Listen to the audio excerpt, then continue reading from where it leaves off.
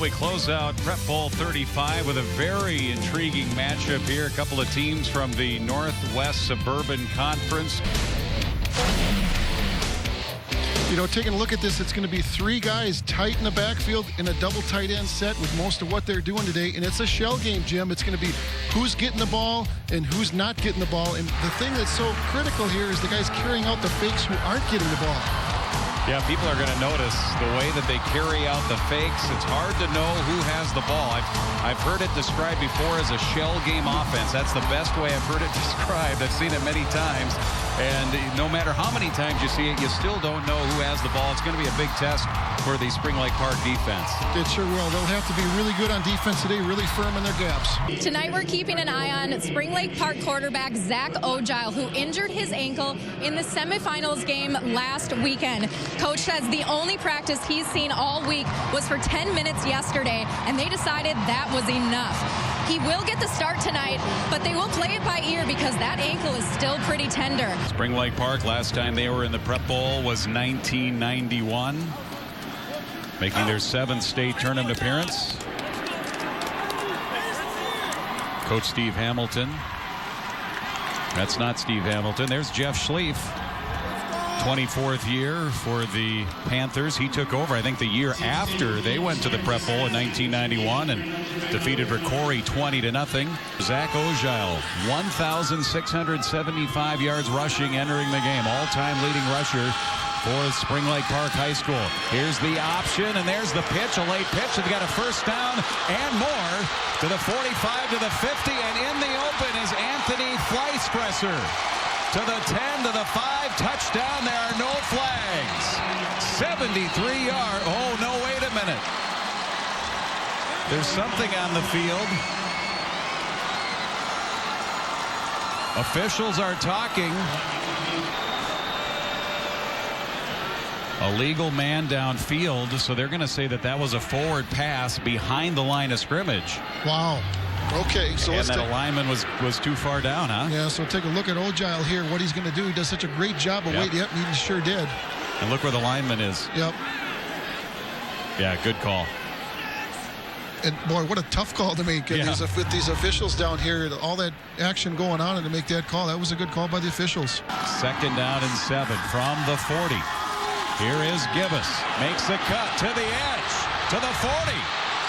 Sprint to the sideline. 10-5. Touchdown, Elk River. 53 yards. Sam Gibbous. Boy, that's a great chance there to take a look at one of your Mr. Football finalists and what he's able to do for his team.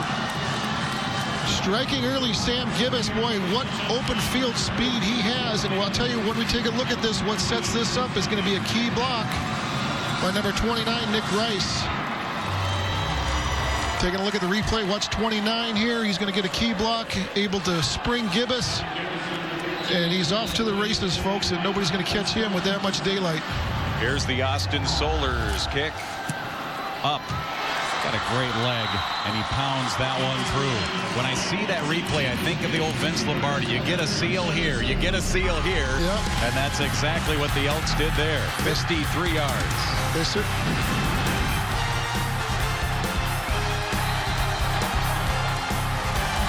They can clearly strike quickly, there's no doubt about that, without having to pass. Here's the Solers kick. They're going to allow this one to go right at the goal line. And on the return out to the 20, 25, 30 far sideline. Pretty good return by number 22, Cade McMahon. And it'll be good starting field position here for the Panthers. Here's that touchdown again, Corbin. Yeah, just big open lanes in front of him and reading his lead blocker and pure speed towards the end zone. Norby Reese making the special teams tackle for Elk River. Backfield set here for Ogile. Here comes the option down the near side. The pitch, 40, 39-yard line. That'll be a first down for Spring Lake Park.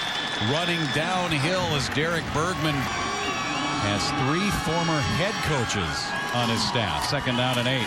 The pitch to Robinson. Needs to get a block to get to the outside. Blake Hills fights off that block and makes the tackle. That's your starting quarterback out there with a great open field tackle here for Elk River. Ogile under center, looks to pass, fade pattern, and it's going to be overthrown. Brad Cooper, the intended receiver, and the Elk River defense holds. That's a great way to describe it. Ghost. Nick Robinson made that tackle. Here is the toss to Gibbous on the toss dive, and he has a first down.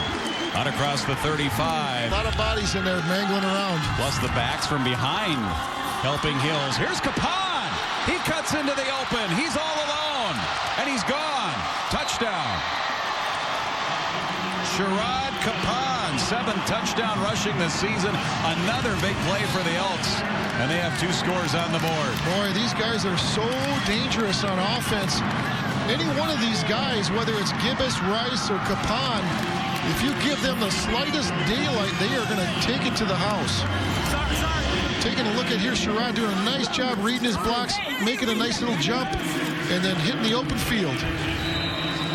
Capon came into the game 762 yards rushing, 9 yards a crack for this Elks team that gobbles up yardage like I gobbled up turkey during Thanksgiving a couple of days ago. 2 scores on the board for the Elks. This one by Capon.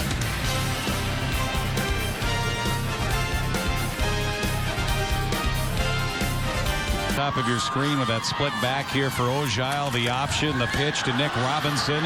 Needs a hole. He gets to the 30, and that's as far as he's going to get. Close to a first down on the far sideline in the first year at US Bank Stadium. 3rd and 7, and it's dropped. That was like the Wildcat. And it's back to the 25-yard line. See where they're going to mark it. They're going to give him some forward progress. It's not going to be all the way back to the 25. It's going to be at the 29. Miller with the big glass doors facing downtown and the west. Here's the big fullback, Nick Rice, zigzagging his way through, and by the time they figure out he has the ball, they make the tackle, but not before a big pickup. Derek Bergman able to track him down, but they're back in Spring Lake Park territory. Yeah, I'll tell you, half the defensive players out there were trying to follow Sam Gibbous on the sideline because they thought he had the ball. Things can get a little twisted in there offensively also. And timing is so important. Like the keeper by Hills, far sideline. He's going to go. Touchdown. Elk River, but there's a flag back at the line of scrimmage. And Coach Hamilton is out there talking to Sam Gibbous, and he may have held on the seal block that allowed and sprung Hills for the touchdown. This one's coming back. Big 3rd down here for Spring Lake Park, down by 2 scores. They'd like to hold here and get the ball back. Under 7 left to go. Here's Rice up the middle. He's going to get a first down. He's inside the 35 to the 33-yard line. And it's the cornerback Brad Cooper who wrestles him down, but not in time. And before the first down, 15-yard pickup. Elks get the big conversion from the 33-yard line. The trap up the middle. Nick Rice, 10-5, touchdown. Huge hole up the middle forged by that offensive line for the Elk River Elks.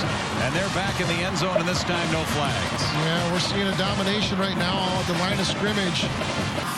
You know, slash in the look at that hole. There's nobody there that's 10 feet wide.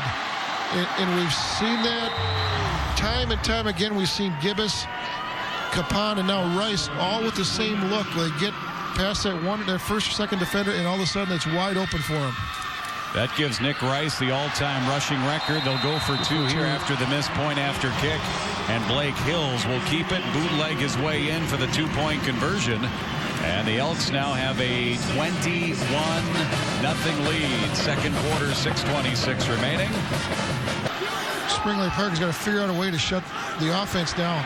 It's Ojile and the dive to Fleispresser. Close to a first down. In fact, he's got it. First down, Joshua Peterson. Split wide left, bottom of your screen. Split backfield. Ojile the keeper, and he's going to be tackled in the backfield. That's Gibbous. Sam Gibbous, the outside linebacker, shot through there. They hadn't had an undefeated regular season since 1947. Second down and 22. And it's Rice, the fullback, up the middle. Off to the races. Touchdown. Fullback up the middle. Big gainer and another touchdown. Well, it's just like the other touchdown that he had. Not much different.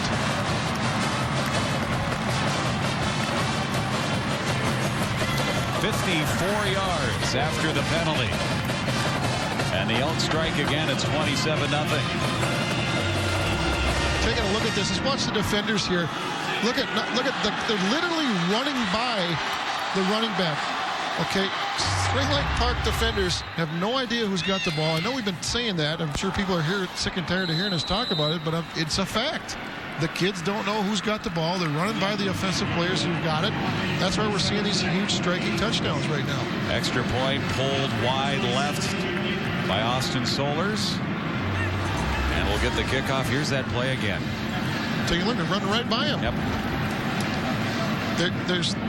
There's three guys in that backfield of Elk River, Gibbous, Rice, and Capon. All three of them can score at any given moment. And so as a defense, you're watching three guys, not one. So three, and also Blake Hills, maybe it's the time for a trick play here or there. Just get something developed. Here's the option. And they find Mark Bewley showing off some speed. Mark Bewley wasn't really listed on our depth chart. That's number 7 for the Elks. First down and 10 for Spring Lake Park from the 45. Keeper Ojile behind his blocker, and he's into the secondary. He's inside the 40. He's at the 37. It's another first down and a gain of 8. And now Spring Lake Park rolling downhill a little bit here. They're getting some offensive momentum, just what the doctor ordered. 44 seconds left in the half from the 31. It's going to be a option pass, knocked down.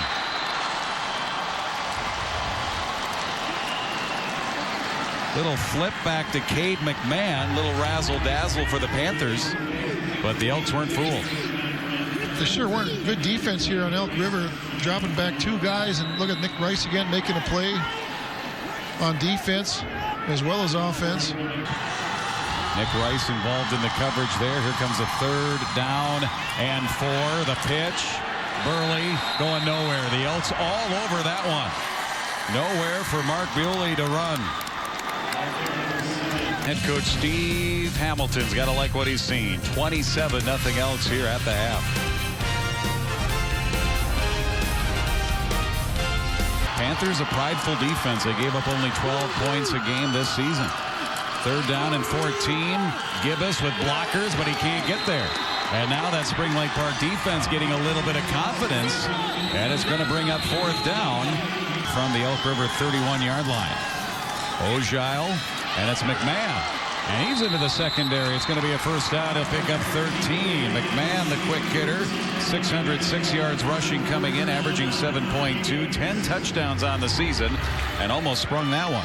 Yeah, it's almost like we're just seeing a total flip-flop here on what's going on, because that's the way Elk River's offense looked in the first half. 3rd down, 3rd and a couple.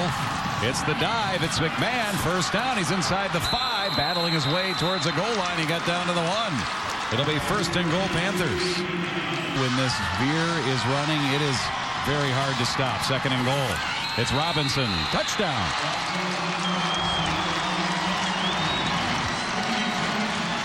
And just what the Panthers needed. They got a defensive stop. Offense got the ball. Good field position. They march down the field, and they're on the board for the first time tonight, trying to win this 3rd quarter, as their coach Jeff Schlief mentioned. Right out of the way and making something happen. That's been the big difference now here this half. They definitely are doing a lot better up front. Just across into Panther territory. Here's the zigzag. It's Rice up the middle before they know he's got it. He's gone. 10-5 touchdown. Just shot through there like through a cannon. And he ran by the defenders. And Rice is right back into the end zone. A 49-yard touchdown run for Elk River. I'll tell you, I was watching Rice score. I'm watching Gibbous. I thought Gibbous had the ball to the outside. Take a look at this. One of the things that Blake Hills does so well is he hands the ball off with one hand, and then he proceeds with a fake with his other hand. So it almost looks like he's handing the ball off twice if you really watch Blake. But again, Nick Rice shooting through the gap there. Right. And I think part of it is the guys aren't necessarily sure who's got the ball, and it looks like the guys are running through there even faster. Elk River going for 2, and they toss it to Sam Gibbous. Easy to tell that time that Gibbous had the ball, and he runs it in for 2. I mean, the timing that is needed on that to be able to execute those fakes so they work and it fools the defense, the timing and the reps that they need to do in practice. Big night tonight for Nick Rice. Boy, 3 touchdowns on the night so far. And, first of all, it starts up front. So no denying the big boys up front are doing their job, no doubt about it. But I'll tell you, Nick Rice is getting through the hole, and he's getting through there quickly. You see his speed in the open field. You see him reading the blocks in front of him. And then once he hits the open field, it's pay dirt time. Have you ever seen so many runs right up the middle where he's not touched? Never. This is amazing to me to watch this offense work today. First play from scrimmage here on this 1st and 10. Fleisfresser from their 32. The pitch. And that's going to be Bewley. And Bewley with speed. Secondary. He's to the Elk River 40. Stumbles at the 30. And he knew he was trying to make a move. He had one man to beat, one man back defensively for the Elks. And when he made that move, the old turf monster got him.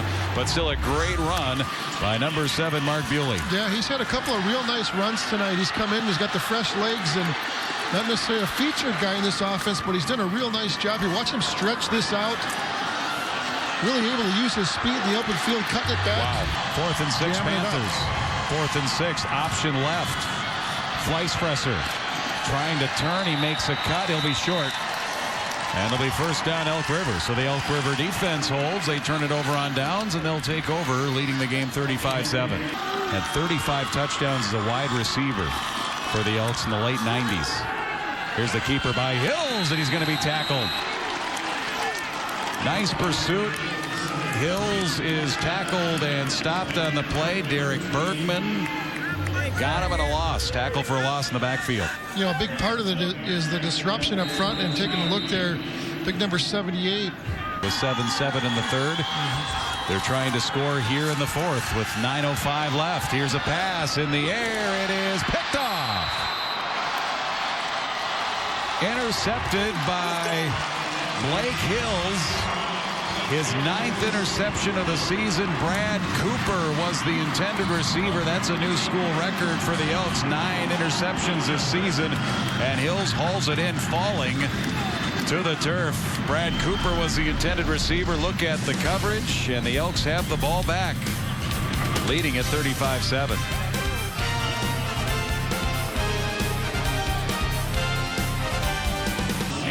Much like Winona last night that we touched on during that broadcast, really a turnaround for Elk River. Now they're a power. He's done such a great job with those kids, and any one of these games, it's all about the kids buying in. Here's Nick Rice. Buying in right here.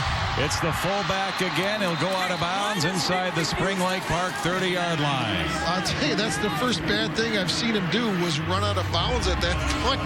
Right now, as a team with the lead, keep it in bounds. And again, untouched. The only one that touched him was the official. Yeah. I mean, it almost looked like he just kind of watch him run here. Look at the way they protect the ball. That's the other thing I've noticed.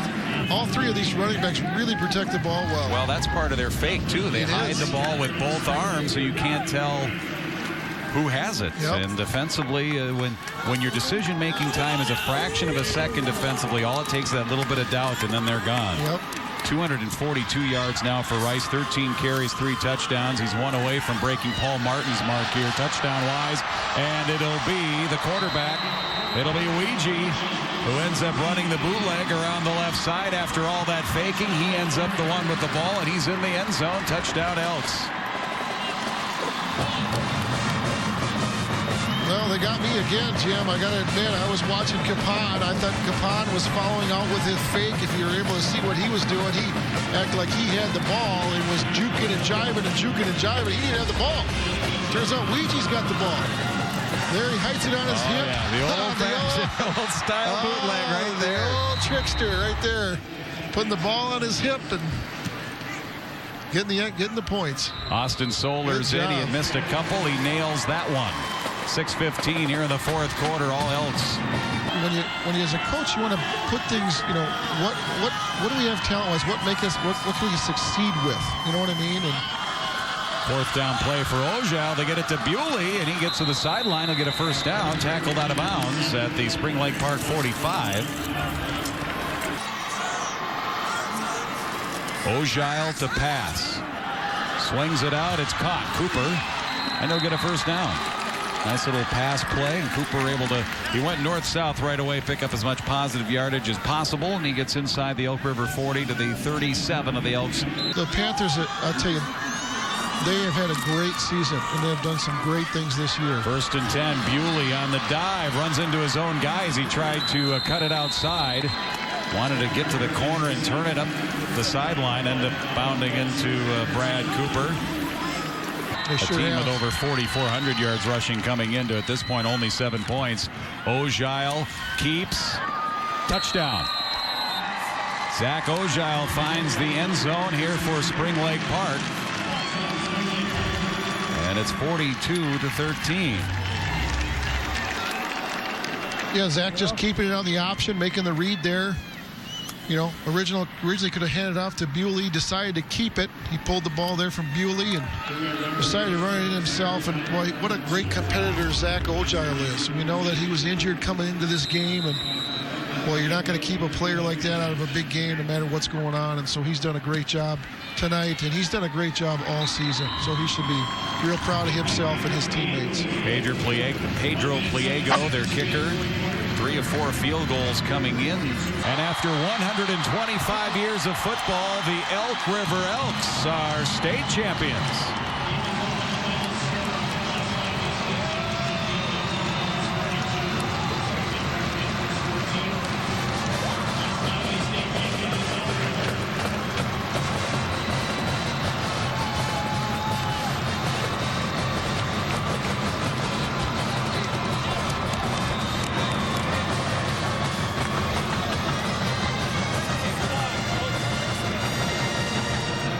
State champions, Class 5A football for 2016. Congratulations to the players, coaches, and fans from Elk River High School, the 2016 Class 5A state champions.